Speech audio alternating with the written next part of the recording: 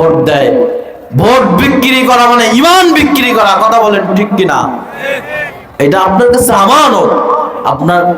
আপনার কাছে যাকে ভালো লাগবে, যাকে পছন্দসই মনে হবে, আপনার আমানত আপনি তার কাছেই গচ্ছিত রাখবেন। কেন? টাকার কাছে আপনি আপনার আমানতকে, আপনার ঈমানকে আপনি বিক্রি করে দেন। তাহলে এক নম্বরের কাজ, ঈমান হইতে হবে ওই সমস্ত ব্যক্তিদের মতো। দুইজন ব্যক্তির দৃষ্টান্ত আমি নিয়ে আসলাম, এরকম হাজারো ওয়াকিয়া, হাজারো ঘটনা কোরআনের মধ্যে, হাদিসের মধ্যে বর্ণনা আছে। কিন্তু সম্মানিত বাবাজিরা, এতগুলো ঘটনা এখানে উল্লেখ করার মোটেও সুযোগ নাই।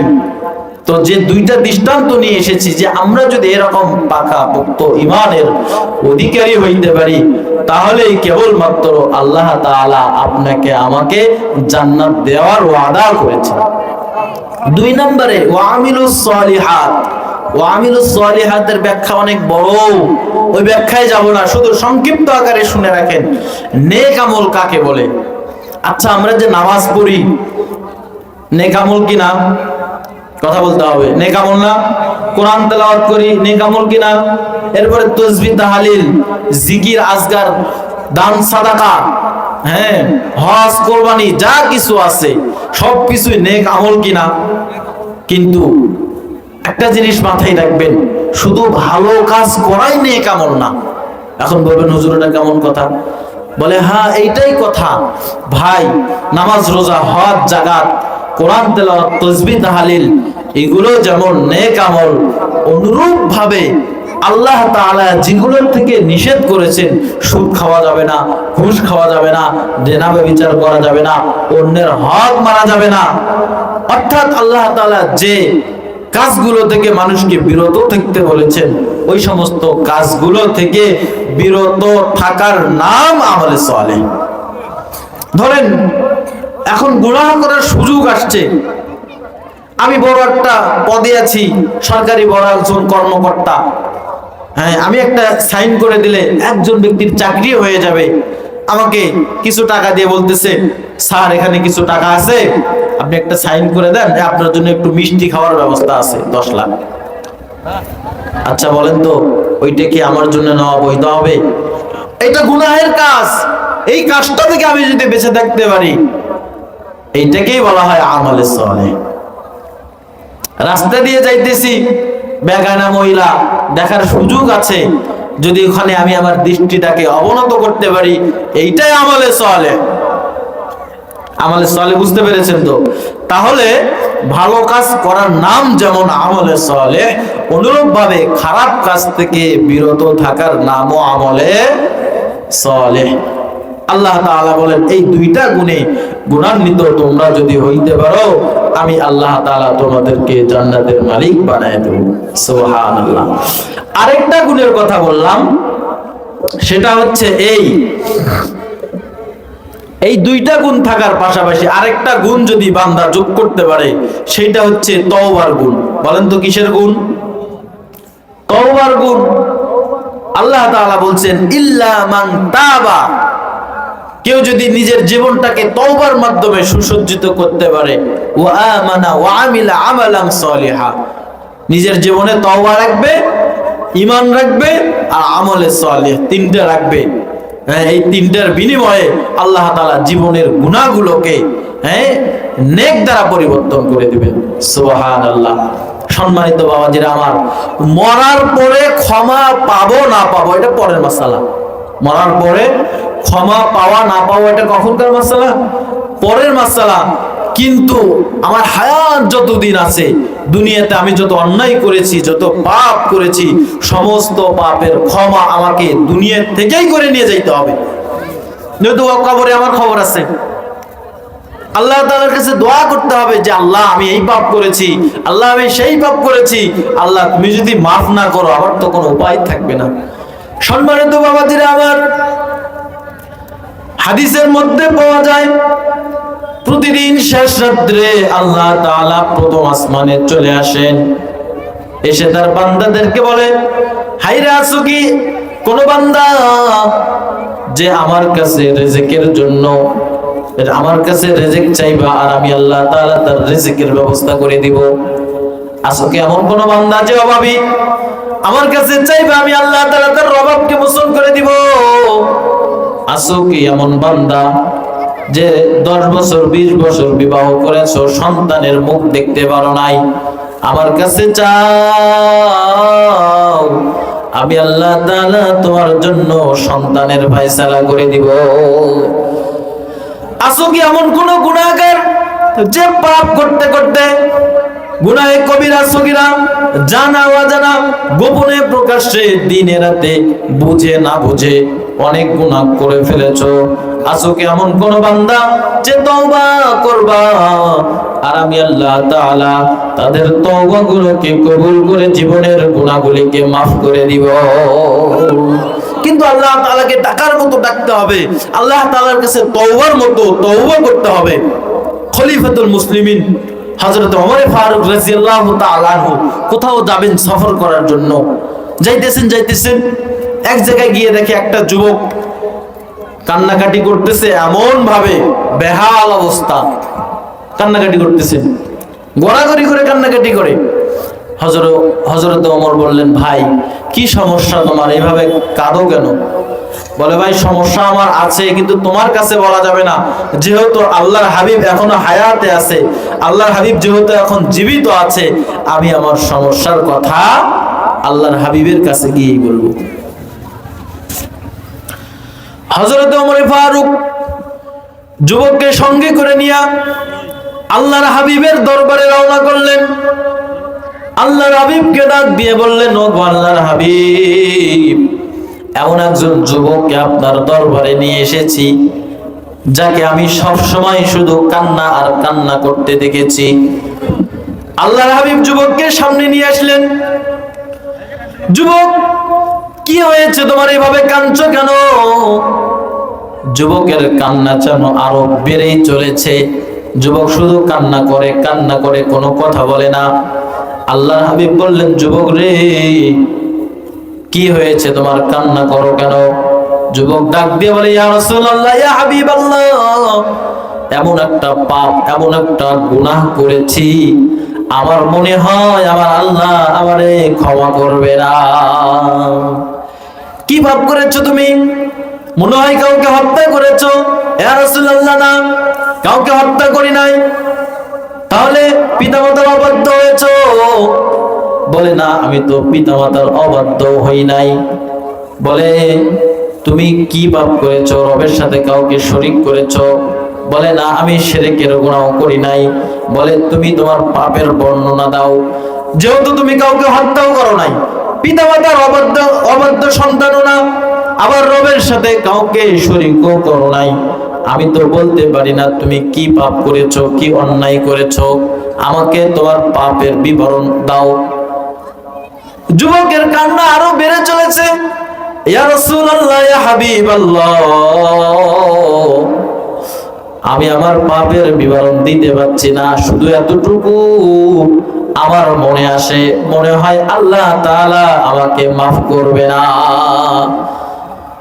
আল্লাহর হাবিব বললেন, যুবকরে, তুমি কত বড় পাপ করেছো? তোমার পাপ কি আসমানের চাইতেও বড় হবে?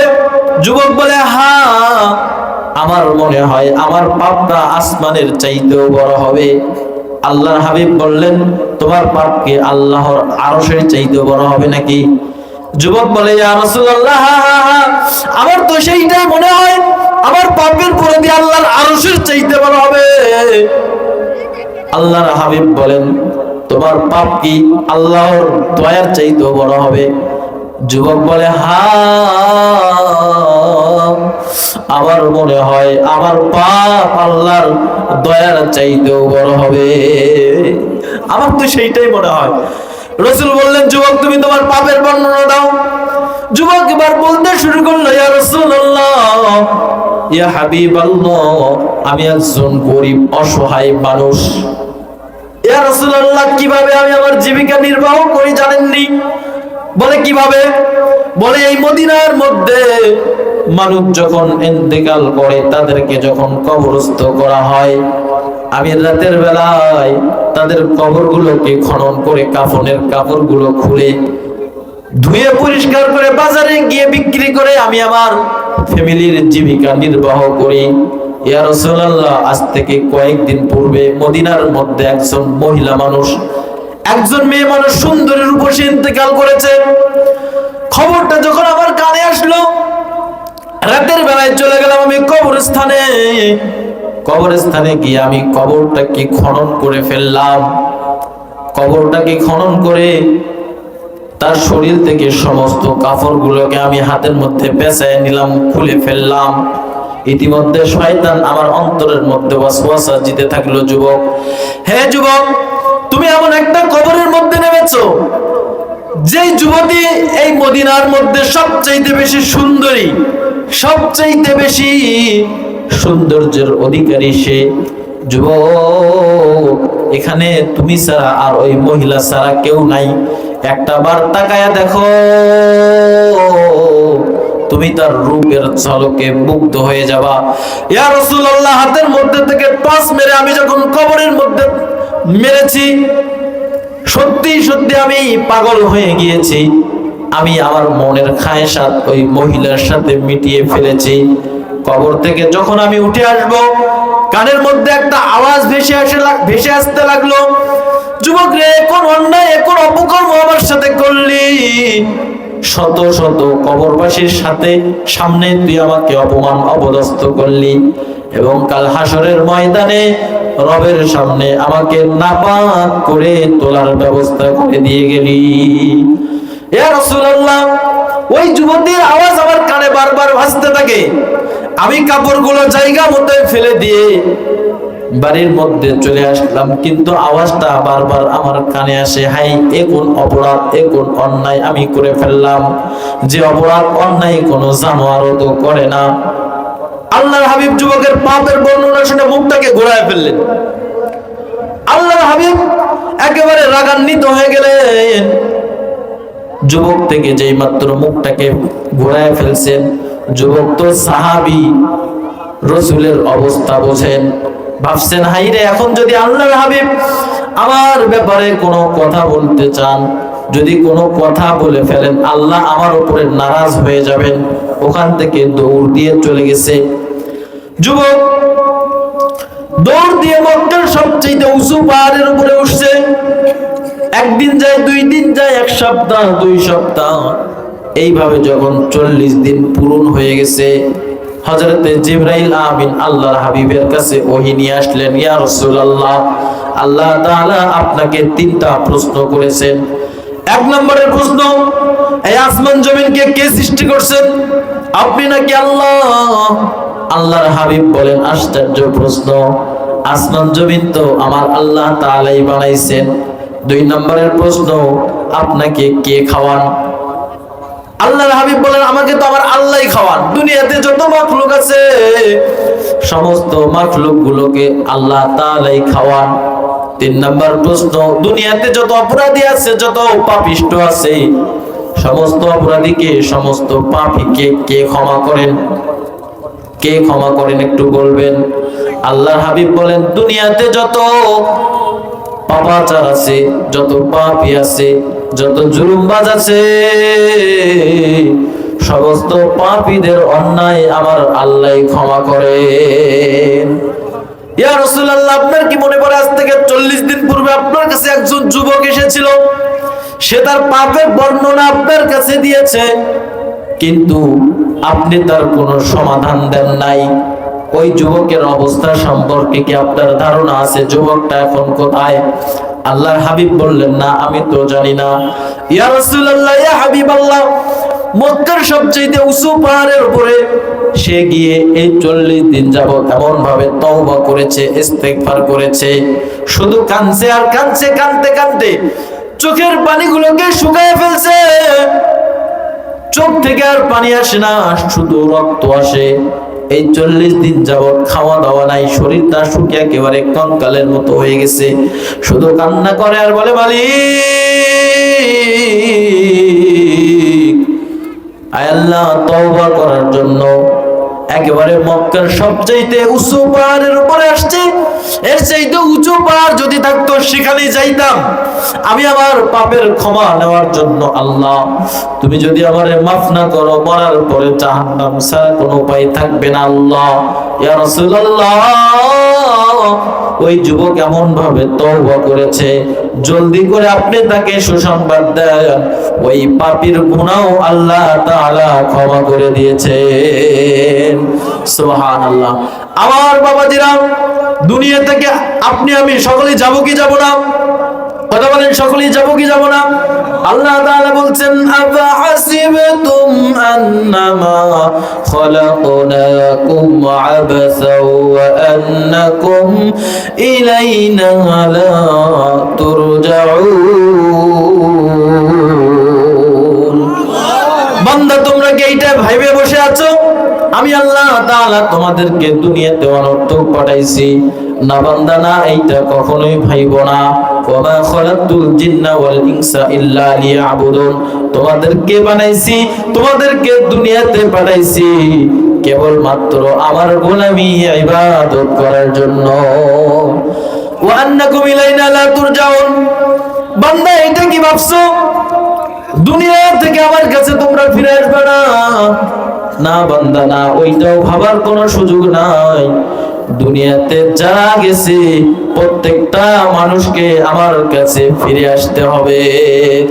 আইনামা তাকুনু ইউদরিকুমুল মাউত ওয়ালাউ কুনতুম ফি বুরুজিন মুশাইয়াদা। দুনিয়ার যেখানেই থাকো না কেন, মৃত্যু তোমাদের সেখানেই পাকড়াও করবে, মৃত্যুর হাত থেকে কেউ বাঁচতে পারবে না। মাউতুকা আসিন, মাউতুকা আসিন, কুল্লু নাফসিন শারিবুন। মাউতুকা আসিন, কুল্লু নাফসিন শারিবুন, কবর বাইদিন কুল্লু নাসিন দাখিলুন। মরণ এমন একটা পেয়ালা, যে পেয়ালা থেকে প্রত্যেকটা মানুষকে পান করতে হবে। আর কবর এমন একটা বাড়ি, যেই বাড়ির মধ্যে প্রত্যেকটা মানুষকে ঢোকা লাগবে। হাম লোগো সব মুসাফির হ্যাঁ, কবর আখের ঠিকানা। কোই আগে রওনা হ্যায়, কোই পিছে রওনা। দুনিয়াতে আপনি আমি সবাই মুসাফির। 2 দিন আগে পরে এই দুনিয়ার সফর শেষ করে পরকালে রওনা দেওয়া লাগবে। কথা বলেন ঠিক কিনা? কিন্তু দেখার বিষয় হচ্ছে, আমি যে পরকালে গেলাম কি নিয়ে গেলাম, দেখার বিষয় কিনা। এই পুরো দুনিয়াটাকে শাসন করেছেন 4 জন বাদশা। কয়জন? 2 জন মুসলিম আর 2 জন অমুসলিম। একজন পয়গম্বর হযরতে সুলাইমান আলাইহিস সালাতু ওয়াস সালাম পুরো দুনিয়াটাকে শাসন করেছেন, পুরো দুনিয়ার রাজত্ব করেছেন। 2 নাম্বার বাদশা যুলকারনাইন, যার কথা আল্লাহ তাআলা সূরা কাফের মধ্যে বলেছেন।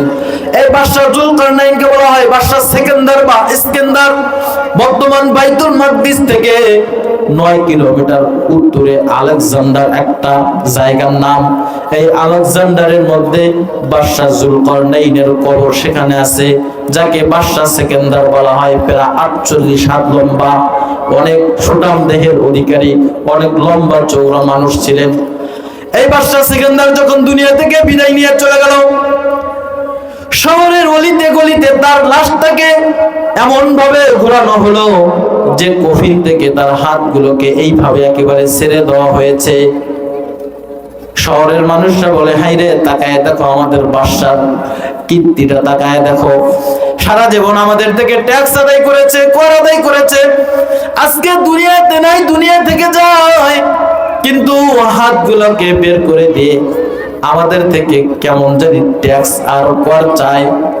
আওয়াজটা যখন সন্তানদের কানে পড়ছে, সন্তানরা বলে, না না না না, আমাদের বাবার ব্যাপারে এমন খারাপ ধারণা তোমরা করতে পারো না, কারণ আমাদের বাবার মৃত্যুর পূর্বে ওসিয়ত ছিল, সন্তানরা রে, আমি যখন দুনিয়া থেকে চলে যাব আমার কফিন থেকে হাত দুটোকে এইভাবে বের করে রাখবে, যাতে করে দুনিয়ার মানুষ এখান থেকে শিক্ষা নিতে পারে যে তোমার একজন বাদশা যে নাকি পুরো দুনিয়াটা রাজত্ব করেছে, দুনিয়া থেকে চলে যায়, 2টা খালি হাত নিয়ে যায়, হাতের মধ্যে কিছু নাই।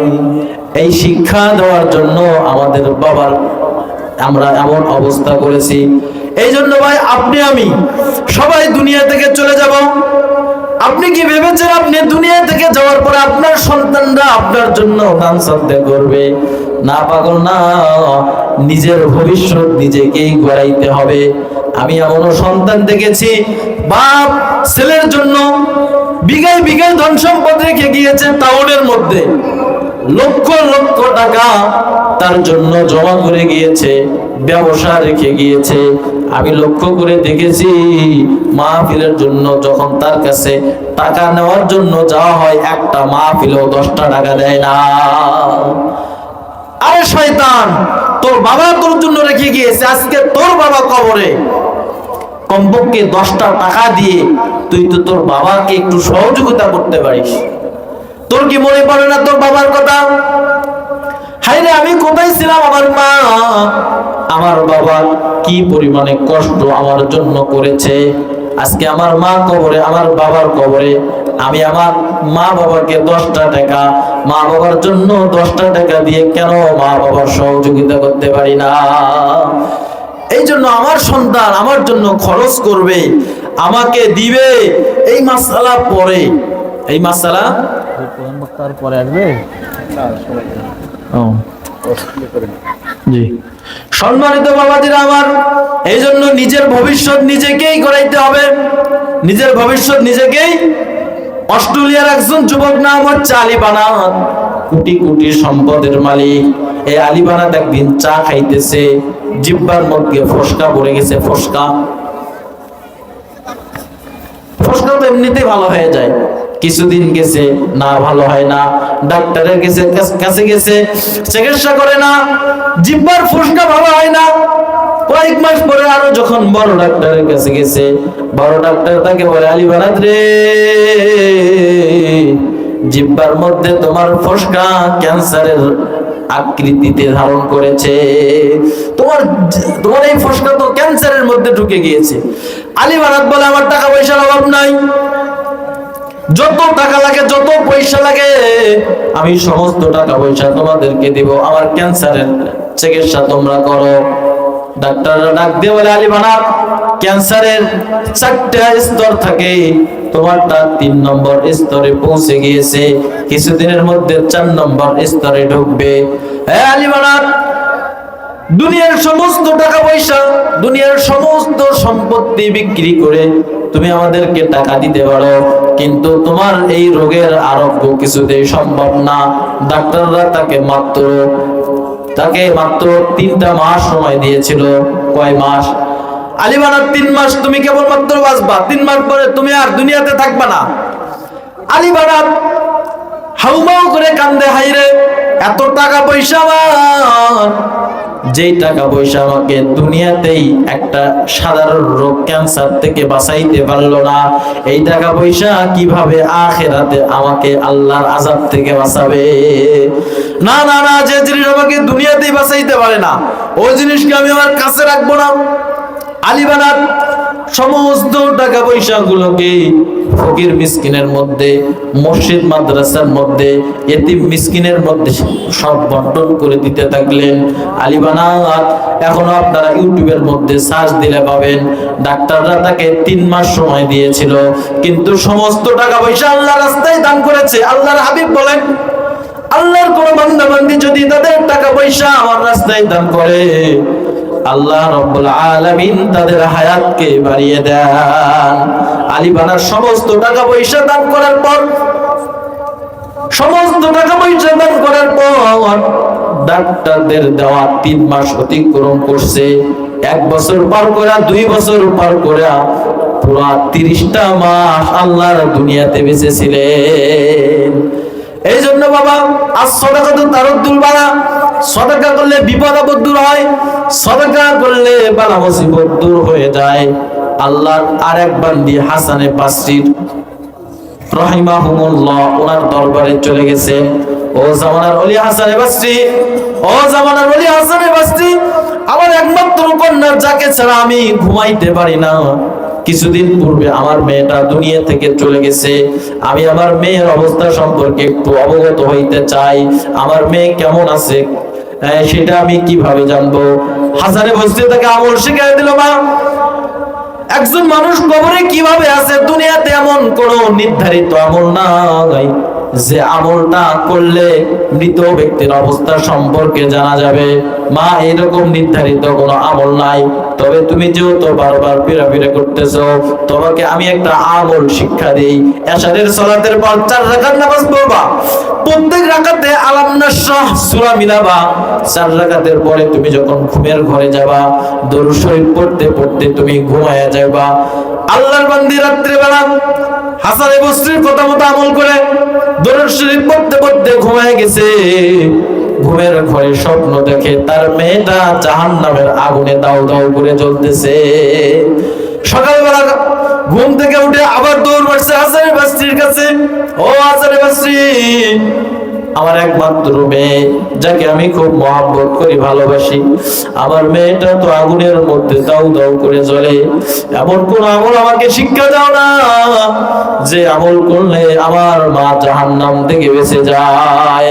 হাসানে বসরি বলেন, এমন কোন নির্ধারিত আমল তো জানা নাই যে আমলটা করলে জাহান্নাম থেকে বেঁচে যাবে।